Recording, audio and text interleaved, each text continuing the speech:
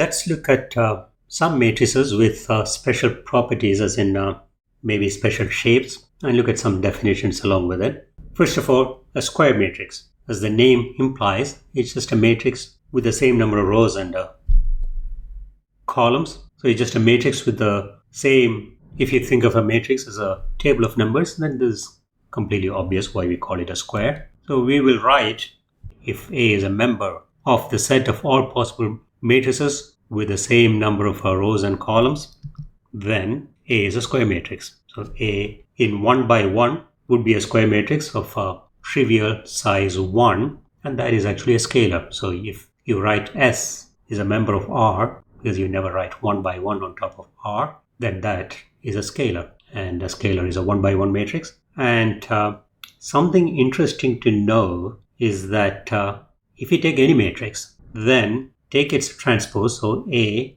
take its transpose. A is in M by N. So the transpose is going to be in N by M. So the product AA transpose, the N's will cancel off, and you will get a matrix of size M by M, and that is a square matrix. Similarly, A transpose A will have a size whereby the M's cancel off, and then you will get N by N. Now, as a special case, if you take a single row matrix and multiply that with a column vector, a column matrix, then what do you get? Single row is 1 by N, and a column is N by 1. N's cancel off, you get 1 by 1, you get a scalar, and that is the dot product. So what I said here, AA transpose and A transpose A, they are square matrices, and that is interesting, and also it's got more properties than just being square, but those things will come later. One thing to note is that it is compliant for multiplication on the left and on the right, because when you take the transpose, it becomes N by M, so you can multiply on the left or right. Conformance is fine. Now let's go and talk about symmetric matrices. A matrix is symmetric when the transpose is the same as itself. So very simply put, if A transpose is the same as A, then A is a symmetric matrix. Would that imply that it is a square matrix? Of course it would, because otherwise A transpose has a different shape. If the rows and columns are of different lengths, different number of elements, then A transpose and A can never be the same, because the matrices don't even live in the same set. So it right away means that the matrices are square and they are symmetric if the transpose is the same as itself.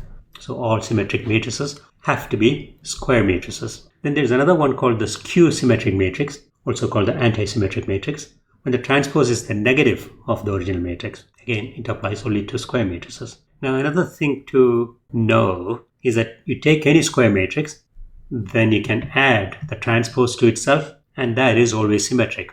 Can you see why? Because we know that the transpose of a sum is the same as sum of transposes. So A transpose, the whole thing transposed, will become A transpose, that is A transpose plus A. Then matrix addition is commutative, so that is the same as A plus A transpose.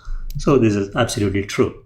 Using the same kind of argument, you can see that A minus A transpose is going to be anti-symmetric. Now, a definition of a matrix, the gram matrix. Take any matrix, typically a tall matrix, meaning more rows than columns. Then A transpose A is called the gram matrix. Why do we say that we're going to take tall matrices? Because our data matrices are likely to be tall, almost always. It's because you have features along columns and measurements along rows, and that's how you organize data.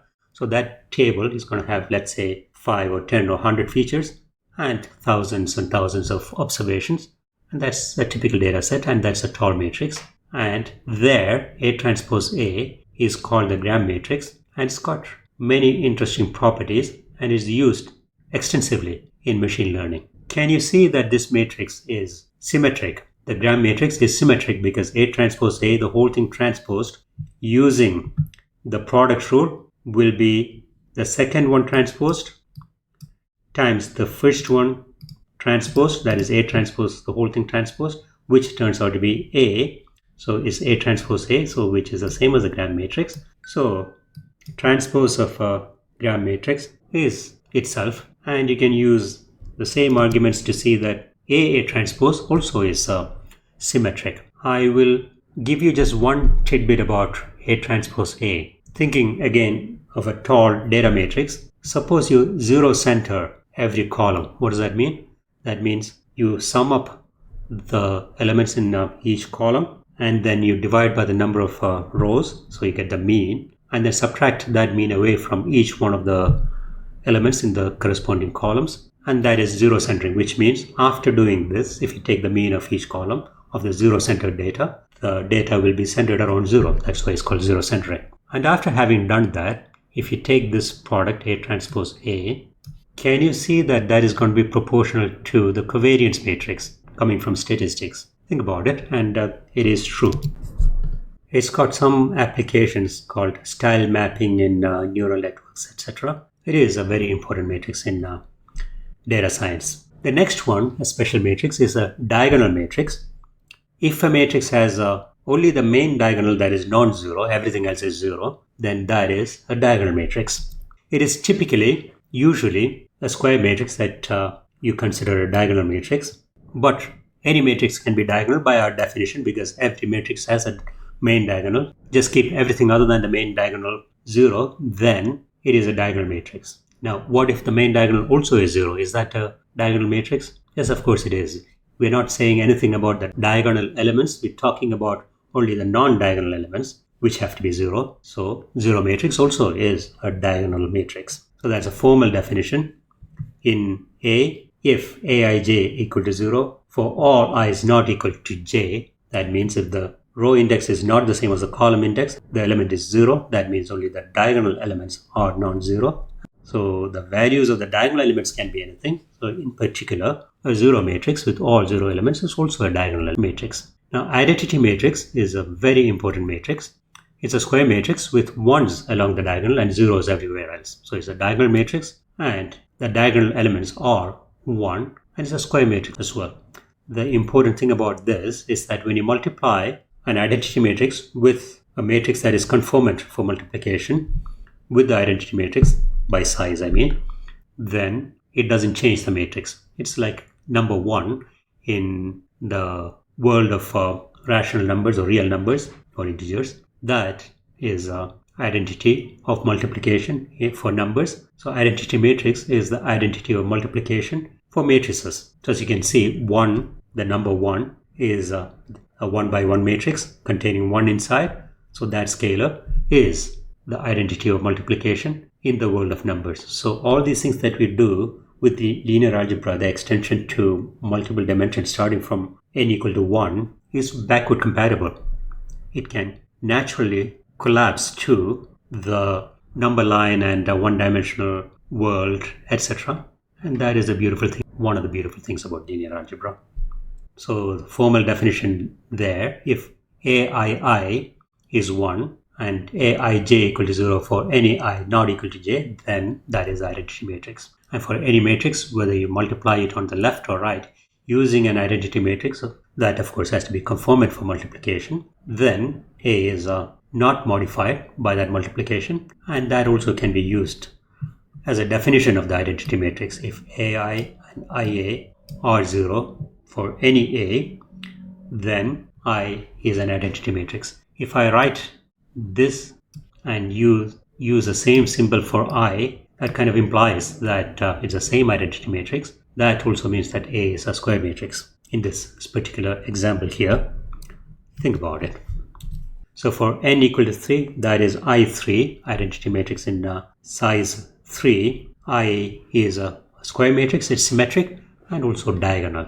Now let's take a slight detour and talk about unit vectors. The columns of the identity matrix are unit vectors. If you think of vectors as entities, line segments with arrows pointing in different directions in space, which is the way you think about them in physics, then these guys, these unit vectors, are directions along the axis actually in space. So in physics, you will see notations like I, j, and k for the first, second, and third column of the identity matrix, and then you can write x as a vector with components x, y, and z, as xi plus yj plus zk. We will not be doing this, and just wanted to share this with you so that if you come across this notation somewhere, let's say from LLMs or Stack Overflow or something, then you at least know what they are talking about. The vectors have unit length because there's only 1, 1, and everything else is 0. 1 square plus 0 square plus 0 square. Square rooted will be 1 for every one of them. And also I.j and j.k, k.i are all zeros, and I.i is 1, obviously. So they are orthogonal or perpendicular in this case because we're actually talking about directions in space. Orthogonal is actually a generalized term for perpendicular. So elements of identity matrix in 2-dimension I2, Q1. That's what we will call the unit vectors, Q1, Q2, Q3, etc. In physics, that would be I hat and j hat. So Q1 is along the x-axis and Q2 is along the y-axis. For the uninitiated physics people, for us, they're just vectors with those components. If I give any random vector, then you can actually think of that as a linear combination of Q1 and Q2, or equivalently, I hat and j hat. Coming back to our special matrices, triangular matrix is a special matrix. There is upper triangular with all elements below the main diagonal 0.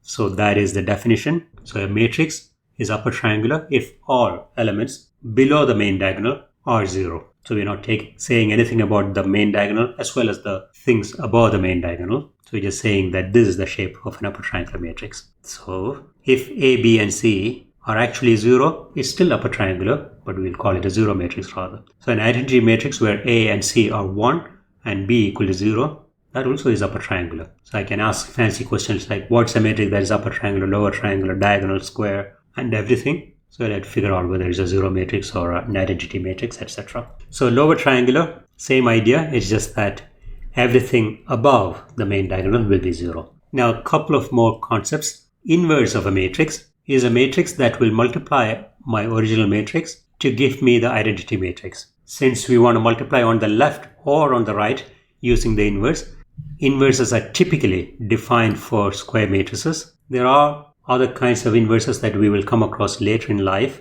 in this course where we will define other kinds of inverses, but this is like a double-sided inverse. So A inverse A equal to A inverse, which means A will have to be square, otherwise you will not be able to multiply by the same matrix on both sides, and that should be identity matrix. That is a definition. The meaning of this, the mathematical meaning of this, is that if A is applied to a vector, it gives you something. And then if you apply A inverse to the output, that will kind of undo what A did, because applying A inverse to the vector is like this. So I write, let's say, A x equal to B, then I apply A inverse here, so apply it here as well. Now you know that this is I times anything is just that anything, that is Ix equal to this guy, so x is equal to that guy.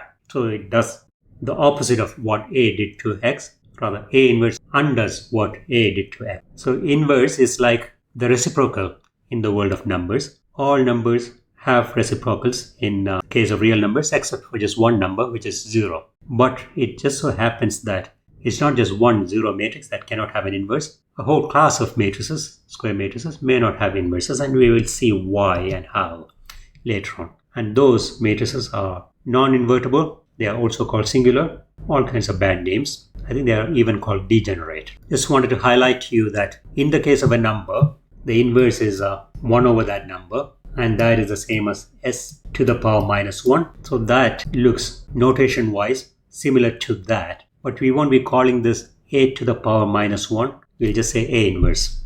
That brings us to the determinants, and that will be the topic of the next video.